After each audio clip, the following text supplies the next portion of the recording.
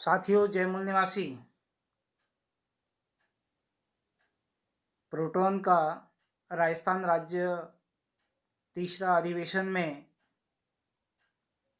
आज की अध्यक्षता बामसेप के राष्ट्रीय अध्यक्ष मान्यवर वामन मेश्राम साहब, आज के मुख्य अतिथि बामसेप के प्रदेश अध्यक्ष मगाराम हतला साहब, आज के उद्घाटक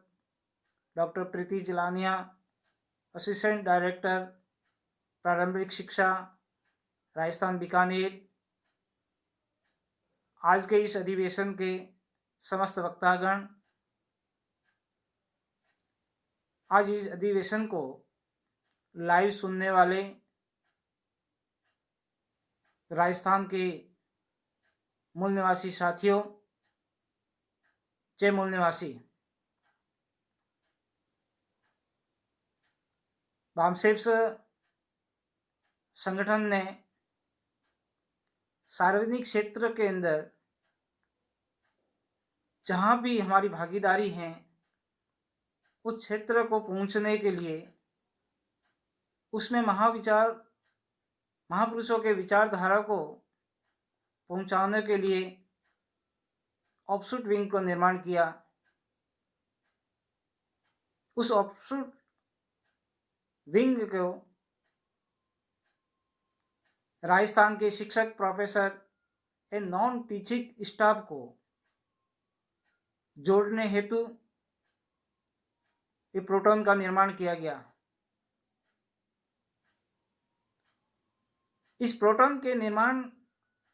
करने के जो पीछे जो उद्देश्य हैं, जो बामसेप ने जो उद्देश्य निर्धारण किया है, व्यवस्था परिवर्तन, उसमें उस व्यवस्था परिवर्तन में शिक्षक की भूमिका बहुत अहम है। साथियों, किसी ने कहा है कि इस संसार को चलाने के लिए 4 स्तंभ हैं: शिक्षक, चिकित्सक, रक्षक और कृषक। और उसमें शिक्षक की जो भूमिका है वो यदि छोड़ देते हैं तो क्या होगा? चिकित्सक तैयार नहीं होगा, रक्षक तैयार नहीं होगा,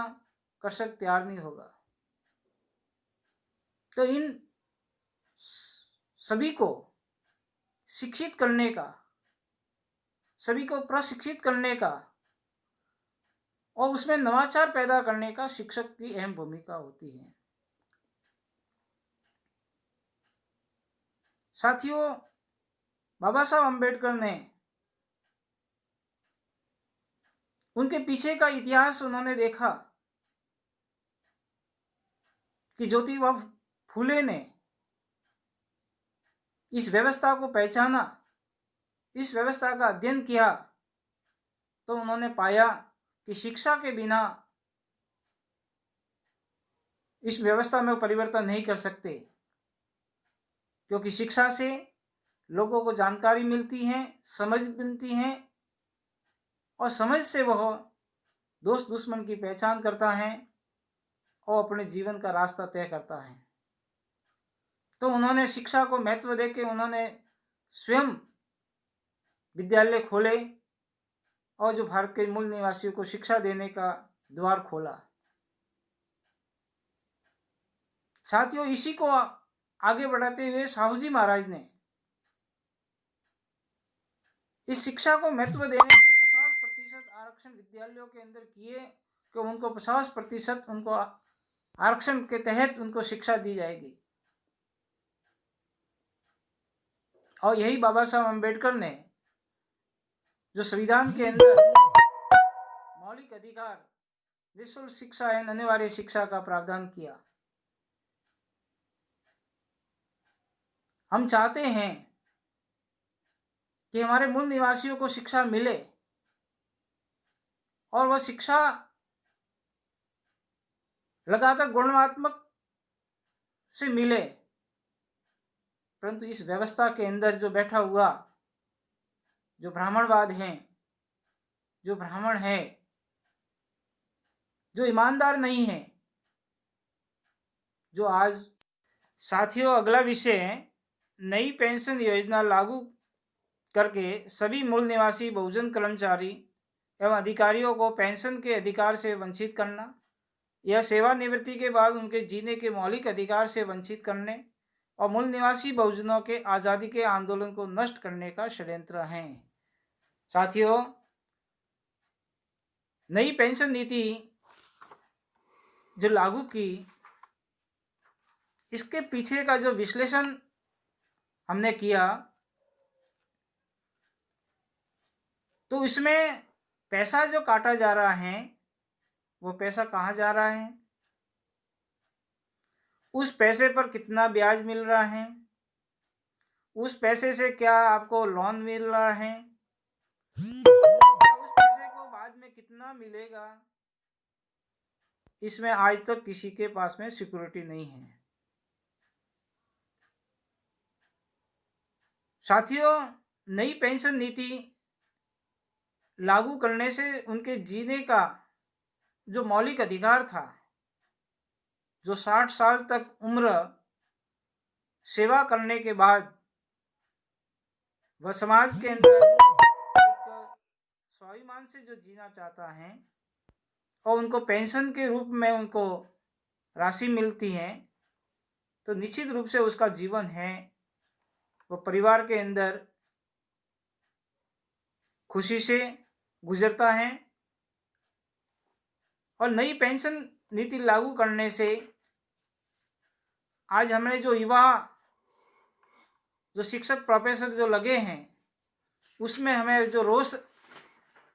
देखने को मिल रहा है, तो उन नई पेंशन नीति के जो शिक्षक प्रोफेसर हैं उन साथियों को मैं निवेदन करना चाहता हूं कि आप अपने समाज को साथ में जगाकर, क्योंकि उसके माता पिता, भाई बहन, मामा, चाचा, चाचू, उनको सभी को कहो कि जो हमारी जो पेंशन सरकार जो पैसा काट रही है वो पैसा हमारे लिए कहाँ जा रहा है, कितना ब्याज मिलेगा, किसके पास में जमा हो रहा है, सरकार कितना जमा कर रही है, इसका आज तक कोई हमारे को ब्यौरा नहीं मिल रहा है। और जो ब्यौरा भी मिलना होगा तो वो भी आपको एक काल्पनिक है, एक झांसा है कि आपको इतना समय के बाद में इतना पैसा दिया जाएगा, परंतु जो जैसे जीपीएफ खाता है उसके अंदर आपको कितना प्रतिशत ब्याज है और कितना पैसा आपका जमा हो रहा है और कितना आपको पैसा मिलेगा, उसकी एक सिक्योरिटी है। और जो नई पेंशन नीति के तहत जो सेवानिवृत्त हुए हैं उनकी जो पेंशन निर्धारण हुई है वह उसके जीवन जीने के भी एक जो पेंशन जो मिल रही है ग्रामीण को उससे नहीं के बराबर मिल रही है। ये ऐसे उदाहरण मिले कि उनको 1000 रुपये प्रति माह पेंशन मिल रही है। तो साथियों, ये नई पेंशन नीति है वो SC ST OBC and minority के मूल निवासियों के लिए एक जीने के मौलिक अधिकार से वंचित करने का कार्यक्रम षड्यंत्र है। और यह एक निजीकरण का एक रूप है कि निजीकरण के अंदर प्रोविडेंट जो फंड जमा किया जाता है और उसको यदि उसकी सर्विस को निकालना है तो वो सेट निकालता है तो उसको प्रोविडेंट निकाल दिया, उनको पेंशन कोई नहीं मिलती है। तो इसी प्रकार ये नई पेंशन नीति भी एक उसी कंपनियों के तहत एक प्रावधान है, इसका मतलब निजीकरण है। सरकारी तंत्र चल रहा है परंतु सरकारी तंत्र को निजीकरण के अंदर लागू किया जा रहा है। ये तो साथियों, मैं इसको कहना चाहूँगा कि आपको शिक्षा जो अधिकारी जो लोग हैं, तो हमें बामसेब के द्वारा जो दिया गया जो उद्देश्य है व्यवस्था परिवर्तन, उसमें साथ सहयोग करें और हमारे समाज को जागृत करने का काम करें, संगठित करने का काम करें और संगठित लोगों को इस उद्देश्य के प्रति त्याग और समर्पण की भावना पैदा करें। साथियों, इस पेंशन की समस्या को यदि समाधान चाहते हैं तो शिक्षक प्रोफेसर में से जो इस समस्या से निजात पाना चाहते हैं तो समय, श्रम, बुद्धि, हुनर और पैसा प्रोटॉन संगठन के अंदर लगाइए। जो बामसेब का उद्देश्य निर्धारण किया है उसमें साथ सहयोग कीजिए और महापुरुषों का जो विचारधारा है वो समाज में स्थापित कीजिए। और मैं कहना चाहूँगा कि यदि एक जिले के अंदर एक त्याग और समर्पण करने वाला कार्यकर्ता